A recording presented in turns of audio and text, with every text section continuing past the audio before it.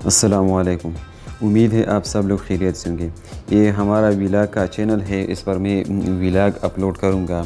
मतलब जो हमारे जो कल्चर है उसके रिलेटेड, और इस तरह प्रोडक्ट वगैरह जो है मार्केट में जो मिलते हैं प्रोडक्ट वगैरह, इसके बारे में आप लोगों को बताऊँगा। और सबसे पहले तो आप लोगों को ईद उल अज़हा जो है 2023 आप सब लोगों को बहुत बहुत मुबारक हो। उम्मीद है आप सब लोग खैरियत से होंगे। तो हमने मतलब जो ईद उल अज़हा की नमाज़ है वो अदा की।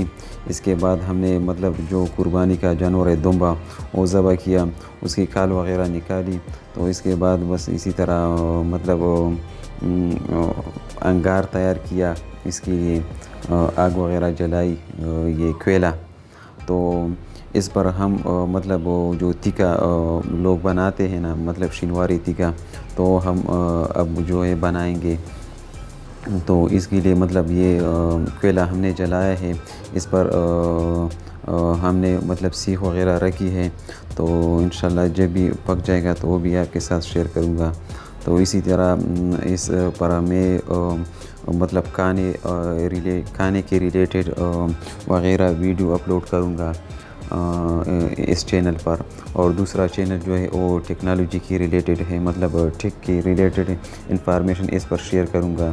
तो अगर आप स्टूडेंट हैं या मतलब सोशल मीडिया यूज़र है, फेसबुक यूट्यूब वगैरह, तो उसकी रिलेटेड इंफॉर्मेशन में शेयर करूँगा। तो इसी तरह आपने, और ये जो मतलब इसमें हम पश्तो में इसको पटेदाने कहते हैं, पता नहीं आपकी ज़ुबान में इसको क्या कहते हैं। एक बार मैंने टीचर से पूछा कि मतलब इंग्लिश का टीचर था, मैंने उनसे कहा कि सर इसको मतलब इंग्लिश में क्या कहते हैं ये पटोदानों को। तो उसने कहा कि यार छोड़ दो, मेरा ये क्या है।